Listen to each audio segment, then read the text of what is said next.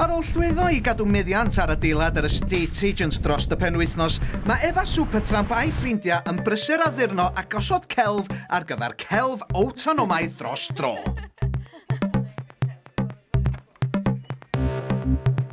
Ond nid celf pawb sydd wedi cael aros fyny ar gyfer y lawnsiad. Da ni wedi gadael rhai o'r bits oedden nhw wedi gwneud, ond oedden nhw wedi cymryd drosodd fath ar adeilad I gyd efo poems ddim yn particularly special. Ac scribbles, hippie.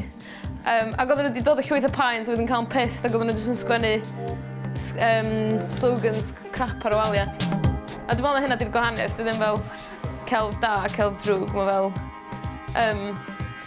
mae fatha be mae pobl yn rhoi amser a thought mewn I. So mae chydig o'r stwff dal yma. Da ni felly agor dim o'r ffenestri rydw gofyn I playlist o fewn.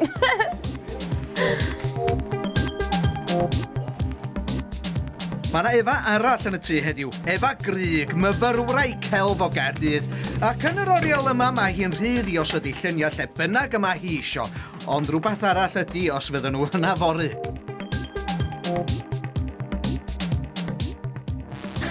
Efo'r dead animal. Wow. Taxidermy ar y tro gyntaf. Wow.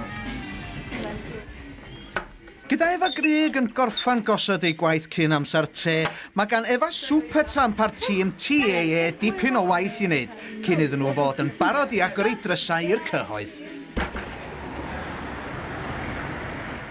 Heddiw di dydd y lawnsiad, ac yn ogystal â gofalu am osodiadau celf munud olaf, mae Efa Supertramp I fod I lawnsio ei CD newydd heno, ond dydy'r CD ddim yn barod. Nes I ffwcio fyny'r artwork, basically, so dwi'n gwneud bleed yn wrong. A wedyn nes i'n gweld yr e-mail am hir.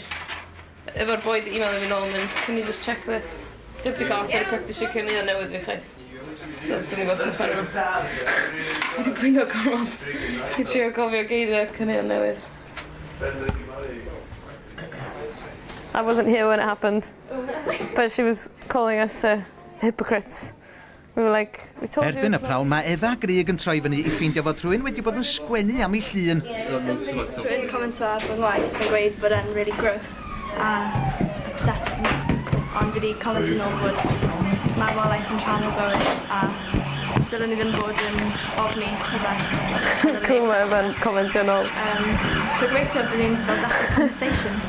Gallu fel bod loads o nodiadau. One good comment. Yn bod man. Gyda un o'r cerddorion heno yn gorfod canslo munud ola, mae Efa yn gorfod jyglo rhwng bod yn booking agent ac yn chef. Ond mae pethau'n edrych yn well ar ôl iddi dechrau lysio. Mae'n really cool, mae'n really prysur. Fatha, as in, mae loads o stwff yn mynd mlaen. Does am miloedd o bobl yma, ond mae'n llwyth o beth yn mynd mlaen.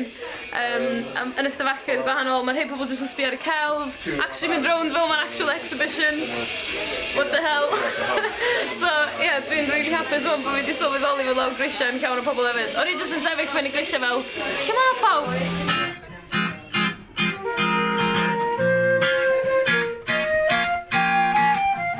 A gyda'r bobl y blodau yn mwynhau ei hun lawr grisia, mae presenoldeb yr Eagles yn gryf yn yr ystafell berfformio. Wel, mae heno yn genod afiach a mae Efa yn involved efo Eagles, felly ni wedi dod I wneud stonding.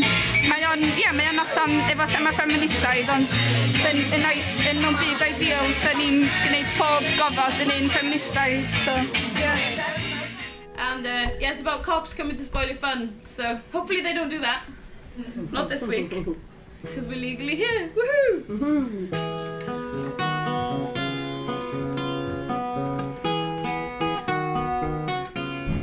Mae pob cariad yn gamgymeriad a mae popeth I wneud lawr I chdi.